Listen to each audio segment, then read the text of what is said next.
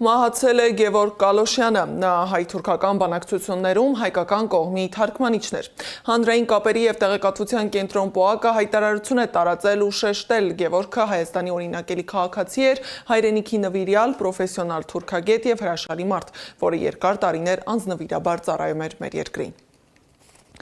Նոր մանրամասներ Վեդիում անչափահաս երկու քույրերի բռնաբարության դեպքի վերաբերյալ փաստաբան Վարդուհի Էլբակյանը հայտարարել է, որ Վեդիում մանկապղծության գործում ներգրավված է 3 անձ։ Հարուցված վարույթներով մինչև այժմ 3 անձն էլ մեղադրյալի կարգավիճակ չունեն, 3-ն էլ վկայի կարգավիճակում են։ Էլբակյանն ընդգծում է, այս գործում ներգրավված 3-րդ անձը, այսպես կոչված բարերարը, դեռ 2016 թվականին հայտնվել է իրավապահների ուշադրության կենտրոնում։ 16 տարեկանը չլրացած աղջկա հետ սեռական հարաբերություն ունենալու համար։ Ըստ Էլբակյանի աղջիկն այդ ժամանակ եղել է 14 տարեկան։ Փետրվարի 12-ից սկսած մասնավորապես 15 տարեկան երեխայի նկատմամբ սեքսուալ բնույթի գործողությունների մասով հարուցվել է քրեական վարույթ եւ արդեն այսօր մայիսի 6-ն է եւ այդ վարույթով դեռևս չունենք ձերբակալված անձ։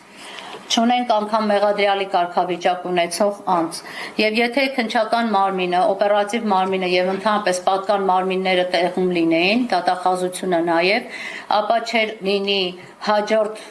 դեպքերը, որը շարունակաբար կրկնվել է 17 տարեկան անչափահասի նկատմամբ։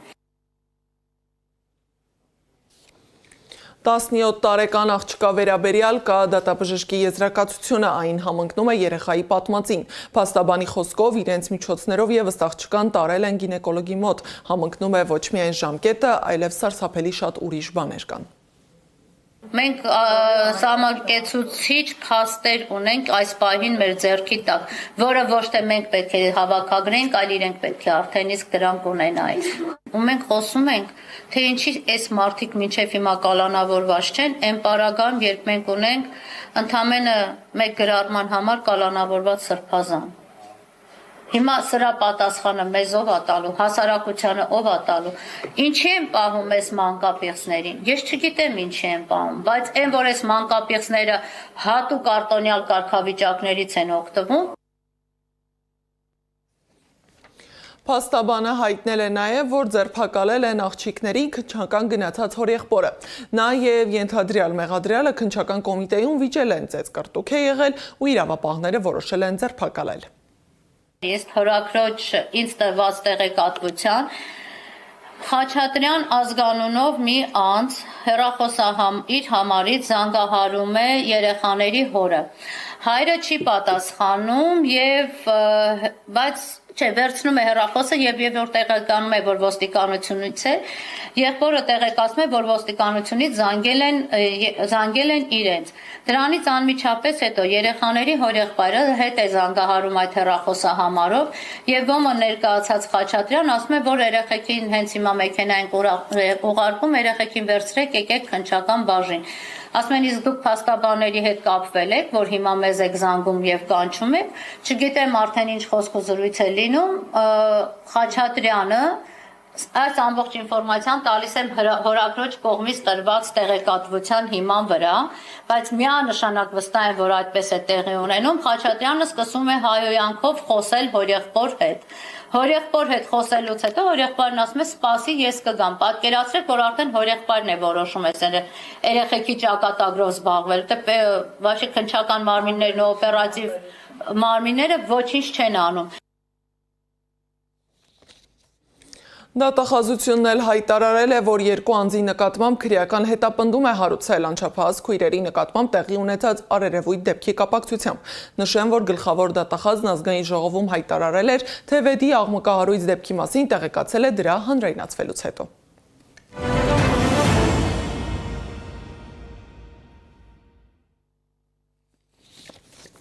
Թուրքիայի նախագահ Ռեջեփ Էրդողանը Բաքվի հետ բանակցությունից հետո թույլ չի տվել Ֆրանսիայի նախագահ Էմանուել Մակրոնին հատել իր երկրի ցամաքային սահմանը Հայաստանից։ Ադրբեջանական լրատվամիջոցները հաղորդել են, որ Մակրոնը պլանավորում էր քաղաքականապես խորհրդանշական ժեստ անել, այնտեղից գնալով Թուրքիա, անցնելով փակ ցամաքային սահմանն Էրդողանի հետ հանդիպելու համար։ Մի քանի տեղեկացված աղբյուրներ հայտնել են, որ այցը նախապես համաձայնեցված էր որոշ թուրք պաշտոնյաների հետ։ Սակայն երբ հարցը բարձրացվել է Թուրքիայի պետության ղեկավարի մակարդակով իր ռազմավարական դաշնակից Ադրբեջանի հետ քննարկումներից հետո Էրդողանը մերժել է Մակրոնին։ Իսկ ինչ արձագանքներ են հաջորդում ԵՄ Հայաստան գագաթնաժողովին։ Եվրոպացիները գովերգում են, Ռուսաստանի Դաշնությունը փնովում, Ադրբեջանն ու Թուրքիան ցույց տալիս իրենց դիրքը։ Ռուսական պարբերականը գրել է, որ Վլադիմիր Զելենսկիի այցի Երևան նոր հարցեր է առաջացրել Ռուսաստանի նկատմամբ Հայաստանի քաղաքական ղեկավարության վերաբերմունքի վերաբերյալ։ Newsru-ի հետ զրույցում Արդար Ռուսաստան կուսակցության առաջնորդն ընդգծել է, որ Հայաստանը մնում է ՀԱՊԿ-ի եւ ԵԱՏՄ-ի անդամ, բայց վարում է եւ մերը եւ ձերը քաղաքական եվրոպական էլիտաների շահերից ելնելով։ Նիզավիսիմայա գազետան էլ գրել է, որ Իլհամ Ալիևն օգտվեց առիթից տեսակապի միջոցով եվրոպացիներին պատմելու, թե ինչպես է վերջ դրել Ղարաբաղում հայկական անջատողականությանը եւ պատասխանատվության ենթարկել ռազմական հանցագործներին։ Իսկ Թուրքիայի Հայաստանի հետ հարաբերությունների կարգավորման հատուկ ներկայացուցիչ Սերդար Քլեչը կոչ արեց, որ իր այցը Հայաստան չդիտարկվի դիվանագիտական հարաբերություններ հաստատելու գործընթացի մաս։ Այսօր Ադրբեջանի տարածքով առաջին անգամ Հայաստան է ուղարկվել ալյումին։ Ըստ ադրբեջանական լրատվամիջոցների Ռուսաստանից Ադրբեջանի տարածքով Հայաստան է ուղարկվել 10 վագոն հացահատիկ եւ 2 վագոն ալյումին։ Սակայն ալյումինի եւ հացահատիկի բեռներով հնարավոր չէ ստվերել այն անարդարությունն ու մարդու իրավունքների կոպտագույն խախտումները, որոնք տեղի են ունենում Բաքվի բանտերում։ Արցախի ազգային ժողովի նախագահ Դավիթ Իշխանյանը Բաքվից դիմել է մարդու իրավունքների պաշտպան Անահիտ Մանասյանին, միջնորդելու մեղադրական ակտի եւ դատավճռի ամբողջական տեքստը իր ընտանիքին տրամադրելու համար։ Արցախի խորհրդարանի նախագահը շեշտել է, որ այս դատը միայն 15 հոգու դեմ չէ, այն հայ ժողովրդի եւ հայոց պետականության դեմ է, հստակ նպատակներով եւ հեռահար ռազմավարությամբ։ Ես չգիտեմ հարգարժան պաշտպանը կունենա այդ պատասխանատվությունը եւ վճռականությունը այցելելու, նաեւ մեզ տեսնելու եւ այդ դեպքում ավելի մանրամասն տեղեկություններ կունենա եւ կծանոթանա թե ինչպես է ընթացել, ինչ լուրջ եւ կոպտագույն խախտումներով ընթացել թե հետաքննությունը, ամբողջ քննությունը եւ թե դատավարությունը, մարդու իրավունքների, միջազգային իրավունքի, միջազգային նորմերի, այդ թվում նաեւ Ադրբեջանի Հանրապետության քրեական օրենսգրքի ընթացակարգի կոպտագույն խախտումներով։ Երեք մենք մեզ այցելեց Ադրբեջանի Հանրապետության մարդու իրավունքների պաշտպան Սաբին Ալիևան եւ մենք կարողացանք որոշ տեղեկություններ իրեն փոխանցել։ Ես մարտի 12-ից պատրաստել էի նամակ, որպեսզի դիմում նամակ իրեն փոխանցելու, բայց մոտ 1-2 ամիս է չեմ կարողացել ինչ-ինչ պատճառներով ոչ իրեն տեսնել, ոչ իրեն փոխանցել այդ նամակը։ Ես երեք փոխանցեցի եւ այնտեղ հստակ մեկ խնդրանք ունեի, որպեսզի մեր վճռի ամբողջական ադրբեջաներեն եւ հայերեն տարբերակները ինքը միջնորդի եւ փոխանցի իմ ընտանիքին ու իմ հարազատներին։ Ինչ վերաբերում է այս ծանր ժամանակներին, ես միայն մեր ժողովրդին կցանկանամ ոգու, կամքի եւ միասնության ուժ եւ պիտի ասեմ պինդ եղեք։ Իսկ ազգային ժողովում ընթանում է հերթական քառօրյա նստաշրջանը։ Ազգային ժողովում Հայաստան խմբակցության պատգամավորն արձագանքեց ՔՊ-ականների մեղադրանքներին, ընդդիմության կողմից պատերազմ հրահրելու վերաբերյալ։ Գառնիկ Դանիելյանն անդրադարձել է օկուպացված Արցախում եկեղեցիների վանդալիզմի վերաբերյալ իշխանության արձագանքին։ Ամեն անգամ գալով ստեղ ասում եք, գիտեք ինչ կա, դուք մեր երեխաներին տանում եք, կոտորում եք, սպանում եք, այդ ում եք ասում, այս մեր շարքերում նստած Պետրոս Մեղրյան, Շահեն Մեղրյանի եղբայրը, Արցախի հերոս, Պետրոս Մեղրյանն եք ասում, Ասպրամ Կրպեյանին եք ասում, որ Թաթուլ Կրպեյանը նռնակը պայթեցրել է, Իրանա պայթեցրել է, ոչ թե ուրիշի երեխային է պայթեցրել, Իրան պայթեցրել է հայրենիքը պահելու համար։ Գեգամ Մանուկյանին եք ասում, որի որդին երկու պատերազմների մասնակից է, քառօրյայի եւ 44-օրյա պատերազմների մասնակից է, կամավոր գնացել է, որի եղբայրը Բաքվի բանտերում է, իսկ դուք շնորհակալություն եք հայտնում Ալիևին։ Շնորհակալություն եք հայտնում Ալիևին։ Ինչի համար եք շնորհակալություն հայտնում Ալիևին։ Սերյան Օհանյան, Արցախի հերոս։ Այսինքն, բարոյականությամբ պետք է մի քիչ նշույլներ լինի ձեր մոտ, թե չէ։ Թե սա գծերն արդեն հատել պրծել եք արդեն շատ վաղուց։ Փոխանակ զբաղվեք մեր հայրենակիցներին Բաքվի բանտերից ազատելու շնորհակալություն եք հայտնում։ Մի հատ եկեք ձեր հավաքական պատկերը գիտեք ով է։ Արսեն Թորոսյանը, որ հմեկում ասում է, գիտեք ինչ, եկեղեցի դե քանդել են էլի։ Ինչ եք ընկել հետևից։ Քանդել են։ Եկեղեցի ինչ եք։ Մի հատ էլ բան եք անում, եկեղեցի բան։ Մենք Ղարաբաղյան շարժում փակել ենք, եկեղեցիներ էջնել ենք փակել, սրբավայրեր էջնել ենք փակել, ամբողջ այդ էջերը փակել ենք։ Տավուշի սահմանային կիրանցում ոչ միայն զինվորներն են, այլև բլոգերները։ 100 հազարավոր հետևորդներ ունեցող հայտնի տիկտոկերներն ու ինֆլուենսերները նկարահանումներ են արել հայ-ադրբեջանական սահմանին, զորամասերում և նույնիսկ բունկերներում, հրապարակելով տեսանյութեր համացանցում։ Բլոգեր Էրիկ Շահնազարյանը հայտնի Թութու Լավա անունով տեսանյութերում ցույց է տալիս սահմանային հատվածներ, զինվորների շարային պատրաստությունը, ռազմական ենթակառուցվածքներ և հատուկ պահպանության գոտիներ։ Ինչպես են բլոգերները հայտնվել բունկերում, ռեպորտաժում։ Բլոգեր Էրիկ Շահբազյանը կամ ավելի հայտնի որպես Թութու Լավա այցելել է Կիրանց։ Բլոգերը, որը նաև կյանքի խոսքի անդամ է, նկարել է Կիրանցի հայ-ադրբեջանական սահմանն ու տեղադրել համացանցում։ Այսի Ադրբեջանը ժողովուրդ ջան, պատկերացնում եք, այս դարպասից հետո Ադրբեջանը։ Հիմա Հայտնի պատից այն կողմ մնացած հայկական տարածքը բլոգերն անվանել է ադրբեջանական։ Սակայն այստեղ կա ավելի լուրջ հարց. ով է նրան թույլ տվել նկարել պետական սահմանը, սահմանապահ ծառայողին ու հարակից տարածքը։ Ազգային անվտանգության ծառայության մամուլի կենտրոնից մեզ ասացին չեն մեկնաբանում։ Հորդորեցին դիմել պաշտպանության նախարարությանը։ Պաշտպանության նախարարի մամուլի քարտուղար Արամ Թորեսյանի հեռող սահմանն արդեն տևական ժամանակ է անհասանելի է։ Վարչապետը անձամբ հրավիրել է, քանի որ մենք է շատ ենք սիրում մեր հզոր վարչապետին։ Դրա համար այստեղ եք մասնակցելու։ Պոզիտիվ է, չեք օրան չեք նկատում, ինչքան բարի է։ Սահմանն ու սահմանապահին նկարելով չի սահմանափակվել բլոգերը, նկարել է զորամասը, այնտեղ ծառայող զինվորների ինշարային պատրաստության ժամանակ, հետո հայտնվել է Կիրանցի բունկերում։ Խոսքը Կիրանցի դպրոցում եւ Կիրանցում հայտնված ինչ որ բլոգերի մասին է, ես այդ վիդեոն էլ տեսա, որը հայտնվել էր Կիրանցում եւ նաեւ չգիտես ինչպես, ինչ միջոցներով եւ ճանապարհով հայտնվել էր Կիրանցի դպրոցի բունկերում,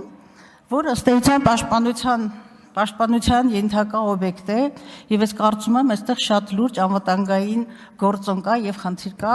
Էրիկ Շահբազյանը նկարել է նաեւ բունկերի ներսի հատվածն ու ճաշարանը։ Ճիշտ է, այս հիմա չի կարելի նկարել, բայց մենակ ես եմ նկարում ժողովուրդ ջան։ Ուզում եմ ցույց տամ մաքրությունը եւ տեղերը։ Հետո պարզվել է, որ ինչպես բլոգերն է պնդել, միայն ինքը չէ, որ նկարում է հատուկ պահպանության վայրը։ Մեկ այլ բլոգեր, որ ավելի ճանաչված է Արդիշոփի Հովո անունով, հայտնի է իր ջինսե տաբատների վաճառքով ու սնվելու տեսանյութերով, եւս այնտեղ է նկարում է ռազմական նշանակություն ունեցող տարածքը։ Հիմա մենք ամրացված շրջանում ենք։ Իհարկե դա համեմել էր քարոզչությամբ, խաղաղության քարոզչությամբ, բայց մտնել Կիրանցի դպրոց, նկարահանել ուրեմն այդ սենյակները, որոնք նախատեսված է երեխաների հնարավոր հարձակման ժամանակ երեխաների անվտանգության համար, պարզապես անթույլատրելի է։ Որքան էլ որ դա ծածկված էր խաղաղության քարոզի ներքո։ Ես ուղղակի խնդրում եմ երկու գերատեսչությունների պատասխանատուներին այս խնդիրը եւ իրողությունը վերցնել իրենց ուշադրության ներքո։ Կիրանցի ռազմական նշանակության տարածքներից տեսանյութեր են հրապարակել նաեւ այլ բլոգերներ։ Գեգաբիտ Էջից Գևորգը, Ֆիթնես Մարզիչ Վլադը եւ այլք։ Հաշվի առնելով այդ բլոգերների, այսպես կոչված, հանրային քաշը, երևույթի մարդկանց պարզապես բերել են եւ աշխատացնում են ի օգուտ իշխանության ադրբեջանամետ եւ թուրքամետ քաղաքականությունը առաջ տանելու։ Բոլորն իրենց տեսանյութերում խոսում էին լավ պայմանների, ապահով ծառայության ու անվտանգության մասին։ Ըստ զրուցակցից գումարով գովազանող, կրոնական ոչ ավանդական կազմակերպություններին անդամակցող, բայց մեծ լսարան ունեցող այս անձանց ներկայությունը Տավուշում պատահական չէ եւ ունի հստակ նպատակ՝ իրականացնել իշխանությանը նպաստող PR արշավ։ Այդ բլոգերները գումարով աշխատող մարդիկ են, որոնց համար ըստ էության միևնույն է, կլինի Հայաստան, չի լինի Հայաստան, Կիրանցը հարվածի տակ է, թե ոչ, մարդիկ գումար են նույնիսկ երևույթի է, չգիտեմ, միգուցե գումար են ստացել կամ միգուցե չեն ստացել։ Իրենց ֆունկցիան այո PR կոմպոնենտն է։ Հատկանշական է, որ լրատվամիջոցներին նման նկարահանումներ թույլատրվում են միայն երկարատև համաձայնություններից հետո եւ խիստ սահմանափակումներով։ Օրինակ Լոռու մարզի սահմանային գյուղում նկարահանում իրականացնելու համար մեր խմբագրությունը շուրջ 1 ամիս սպասել է ազգային անվտանգության ծառայության թույլտվությանը պայմանով, որ սահմանին մոտ որևէ բան չի նկարահանվելու։ Մինչդեռ բլոգերները առանց ակնհայտ սահմանափակումների նկարահանելու հրապարակել են գրեթե ամեն ինչ, անկախ նրանից դա թույլատրելի էր, թե ոչ։ Սադամ Ակարյան, Գեղամ Ղազարյան, ABC Media։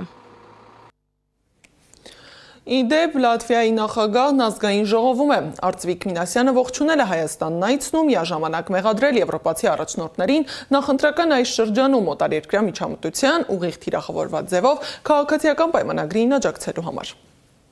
Ողջույն, պարոն նախագահ, լավ է, որ եկել եք, բայց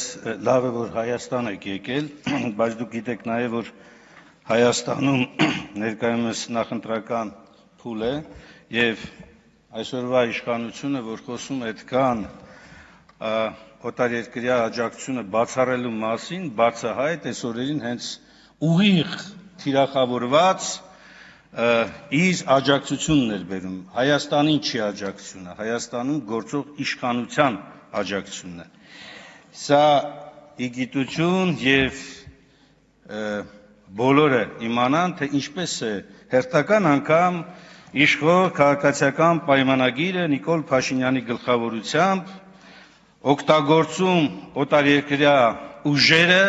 սեփական աթոռ եւ իշխանությունը պահելու համար։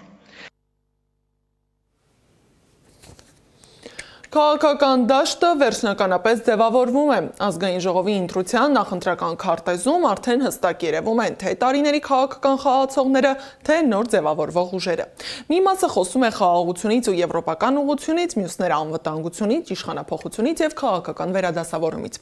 Ովքեր են փորձում վերադառնալ քաղաքական առաջին գիծ, ով է պայքարում իշխանությունը պահպանելու համար եւ որ ուժերն են ներկայանում նոր քաղաքական փաթեթավորմամբ ռեպորտաժում։ Ազդեցիկ խաղացողներ, նոր ուժեր եւ դեռ ձևավորվող նախաձեռնություններ։ Շարունակում ենք ներկայացնել ազգային ժողովի ընտրության ցուցակն ու վարչապետի թեկնածուների անունները։ Ցուցակի 10-րդ համարը Հայ ազգային կոնգրեսն է։ Ղեկավարն ու գաղափարական առաջնորդը Լևոն Տեր-Պետրոսյանն է, սակայն նա ցուցակում չկա։ ՀԱԿ վարչապետի թեկնածուն կուսակցության փոխնախագահ Լևոն Զուրաբյանն է։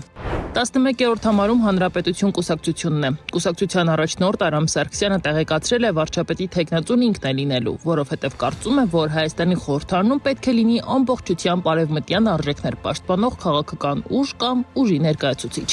12-րդ ցուցակով Քրիստոնյա ժողովրդավարական կուսակցությունն է, որի ղեկավարը Լևոն Շիրինյանն է։ 2018-ի ընտրության արդյունքով կուսակցությունը խոստացել է սատարել Նիկոլ Փաշինյանի կառավարությանը, սակայն նաև հանդես գալ որպես արտախորհրդարանական ուժ երկրում ժողովրդավարական սկզբունքների պահպանումն ապահովելու համար։ 13-րդը Ալյանս առաջադիմական ցենտրիստական կուսակցությունն է, որի ղեկավարը Հայաստանի ազգային ժողովի նախկին падգամավոր Բարգավաճ Հայաստանի նախկին անդամ Տիգրան Ուրիխանյանն է, որի գրանցումը ԿԸՀ-ն մերժել է։ 14-րդը ժողովրդավարական համախմբում կուսակցությունն է, նախագահն է Սուրեն Պետրոսյանը, որը սրբազան պայքարի առաջին շարքերում էր, բայց 2024 թվականի հունիսին ազգային ժողովի մոտ տեղի ունեցած բախումներից հետո առանձնազրույց էր ունեցել ԱԱԾ աշխատակիցների հետ ու հեռացել Հայաստանից։ Դրանից հետո Սուրեն Պետրոսյանն այլևս տեսանելի չի եղել սրբազան պայքարի շարքերում։ 15-րդը Դեմոկրատիա, օրենք, կարգապահություն կուսակցությունն է, բոլորին հայտնի ԴՕԿ-ը Վարդան Ղուկասյանի գլխավորությամբ, բայց այստեղ էլ ԿԸՀ-ն նրա թեկնածությունը չի գրանցել, քանի որ Վարդան Ղուկասյանի վերաբերյալ փաստաթղթերից բացակայել է վերջին 4 տարում միայն Հայաստանի Հանրապետության քաղաքացի հանդիսանալու եւ վերջին 4 տարում Հայաստանի Հանրապետությունում մշտապես բնակվելու մասին տեղեկանքը։ 16-րդը իշխող քաղաքացիական պայմանագիրն է։ Արդեն 8 տարի իշխանության ղեկին գտնվող ուժը Նիկոլ Փաշինյանի գլխավորությամբ հավակնում է երրորդ անգամ պահպանել իր դիրքերը։ Քաղաքական ուժը, որի օրոք պատերազմում պարտություն, տարածքային կորուստներ եւ Արցախի հայաթափում է եղել, շարունակում է խոսել խաղաղության մասին եւ ներկայանալ որպես խաղաղության երաշխավոր ուժ։ 17-րդը Հայաստան կուսակցությունների դաշինքն է, կազմում Հայ հեղափոխական դաշնակցությունը, առաջ Աչակենտրոն կուսակցությունը։ Այս դաշինքը, որը ղեկավարում է Հայաստանի երկրորդ նախագահ Ռոբերտ Քոչարյանը, այս պահին խորհրդարանի ամենամեծ ընդդիմադիր ուժն է։ 18-րդը Հանուն Հանրապետության կուսակցությունն է, նաև հայտնի որպես ժողովրդավարության պաշտպանների դաշինք։ Կուսակցության առաջնորդն է Արման Բաբաջանյանը, որը նախկինում գործակցել է Լևոն Շիրինյանի հետ, ներկայանում է որպես արևմտամետ ուժ։ Եվ վերջինը 19-րդը Լուսավոր Հայաստան կուսակցությունն է, Էդմոն Մարուկյանի գլխավորությամբ, ով տարիներ առաջ Նիկոլ Փաշինյանի հետ հանդես էր գալիս ելք դաշինքով։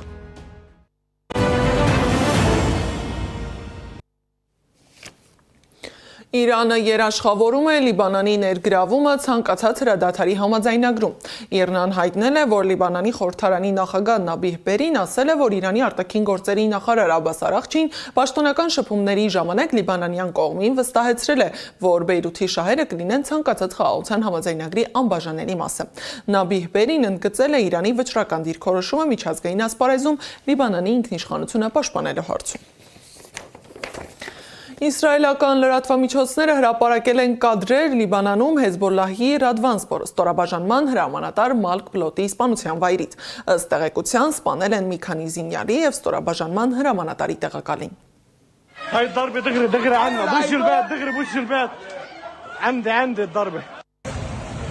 هيدي سنوية الصاروخ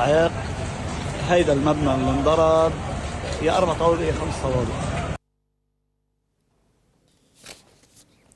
Մակրոնը հեռախոսով զրուցել է Իրանի նախագահ Մասուդ Փեզեշքյանի հետ։ Մակրոնը դատապարտել է Արաբական Միացյալ Էմիրությունների քաղաքացիական ենթակառուցվածքների եւ մի քանի նավերի դեմ անհիմն հարձակումները։ Նրա խոսքով բոլոր կողմերը պետք է անհապաղ վերացնեն Հորմուզի նեղուցի շրջափակումը։